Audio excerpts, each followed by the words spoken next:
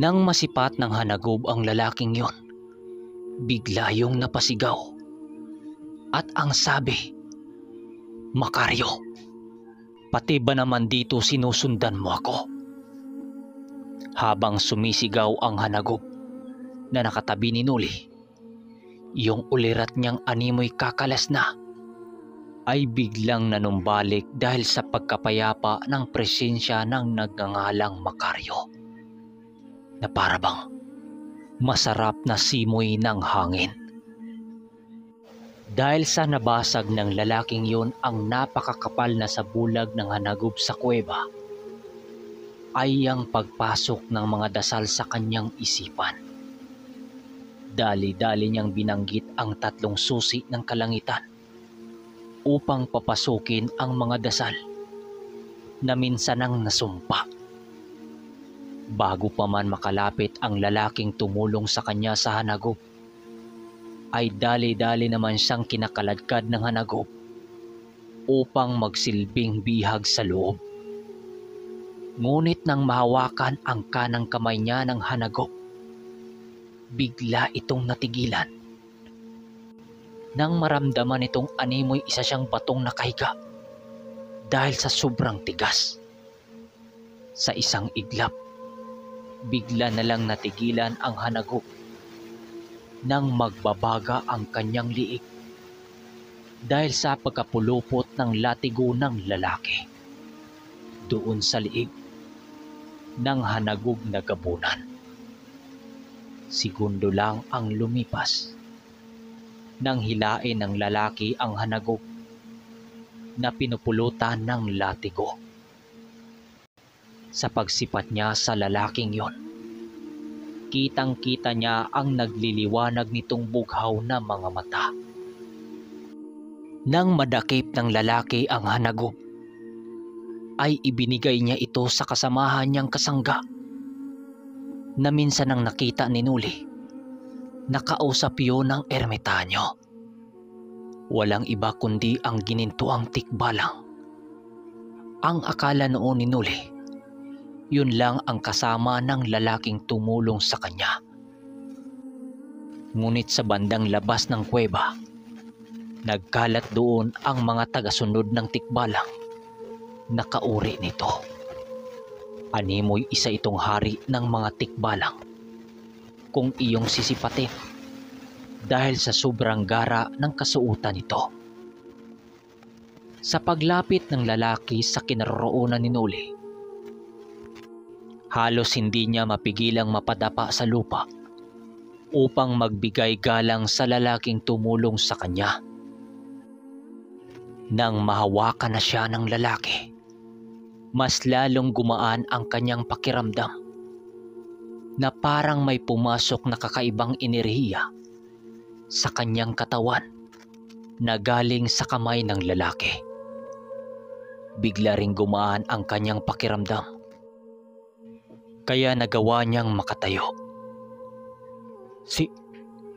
Sino ho ba kayo?" tanong dito ni Noli.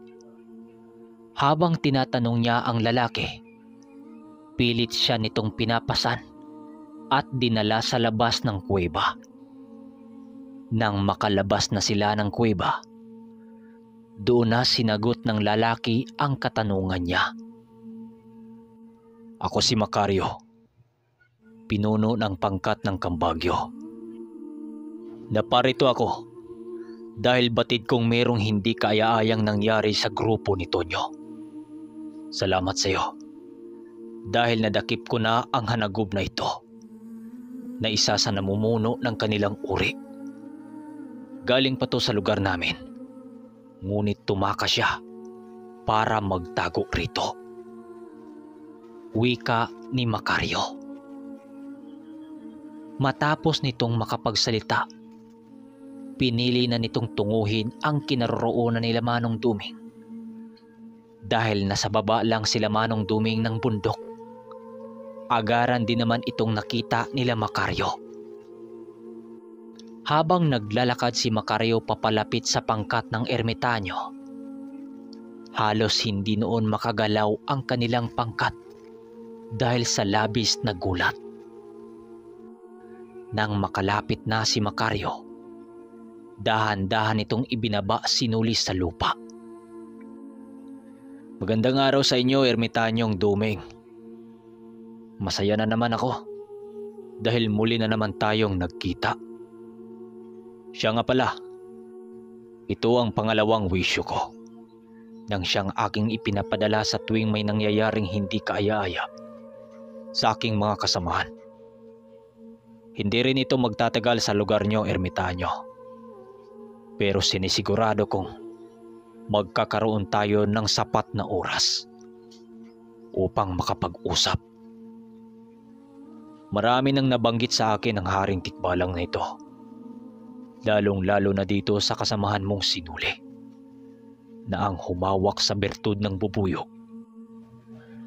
na alaga sa kaibigan ng pinakamamahal ko. Wika ni Macario. Nang marinig ito ni Manong Duming, pinili nitong lapitan si Macario upang yakapin. Matapos yan, agaran niyang ipinakuha sinuli sa kanyang mga kasama upang ito'y pakainin. Kitang-kita sa kanila ang walang pagtigil ng pagtulo sa laway ni Nuli dahil sa sobrang gutom nitong nararamdaman. Kumain ka, Nuli. Bihag namin yan kahapon.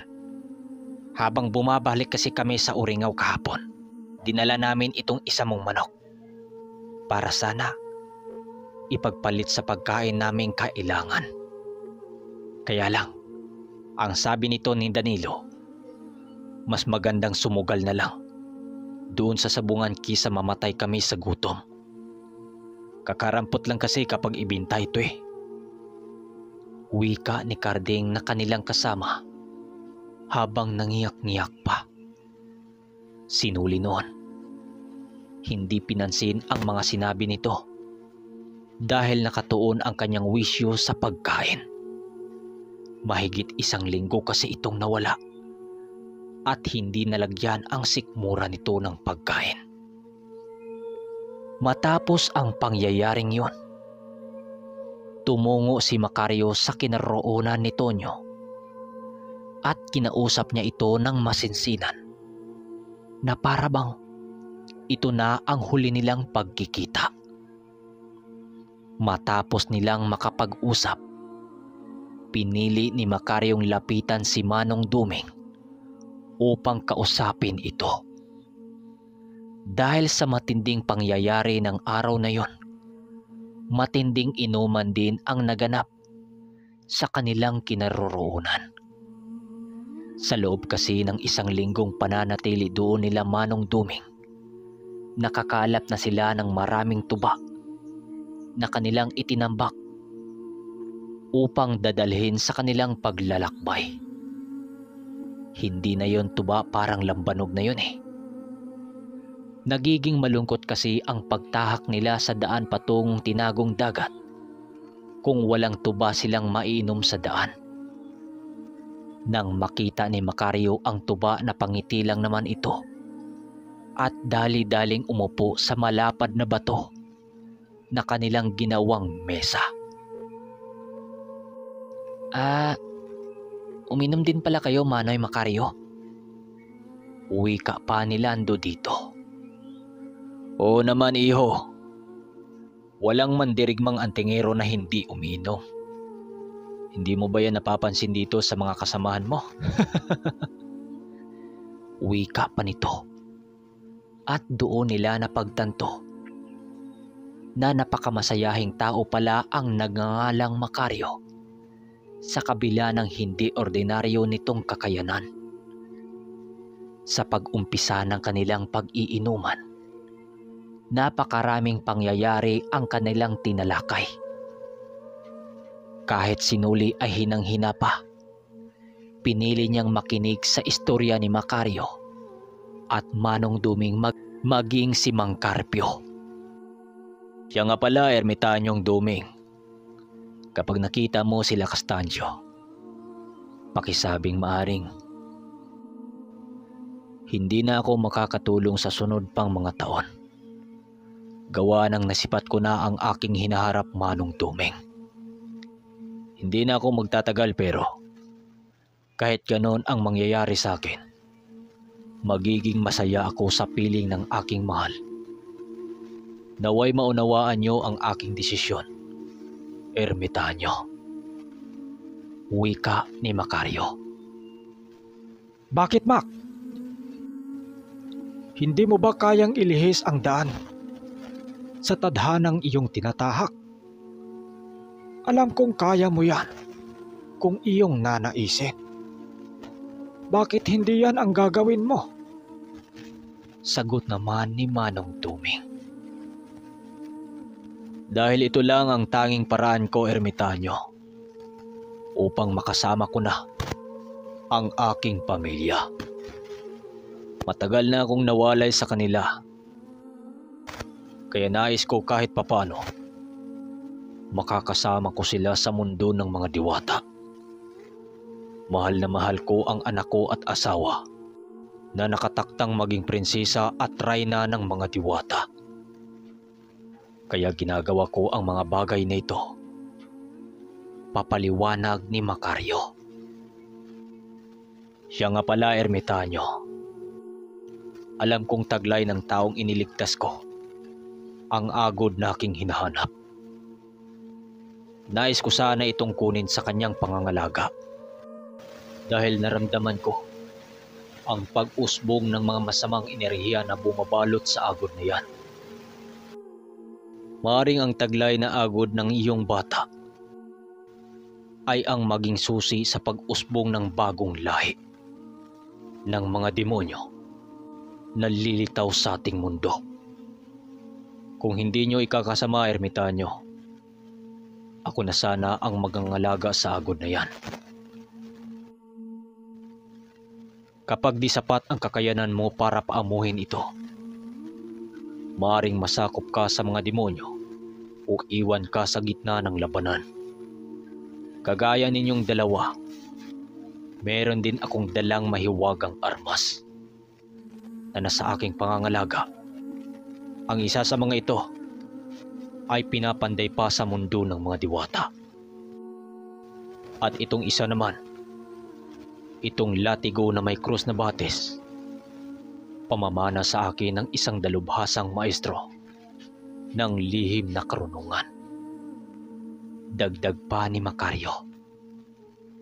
Nang marinig ito ni Manong Duming, agad namang nalaman nito kung sino ang maestrong tinutukoy ni Macario. Pinili na muna nitong magsindi ng tabako at uminom ng tuba bago sagutin ang sinabi ni Macario. Macario, matagal na bang namamaalam si Maestro Toro?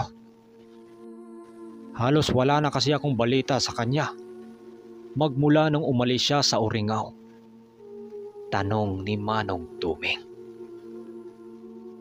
Oo, ermitanyo. Matagal lang namaalam si Maestro Toro. Namatay itong payapa at kapiling ang kanyang mga kasangga.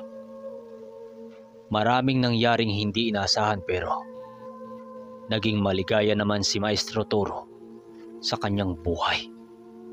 Maging ako man ay labis ang kasayahan dahil siya ang aking naging maestro.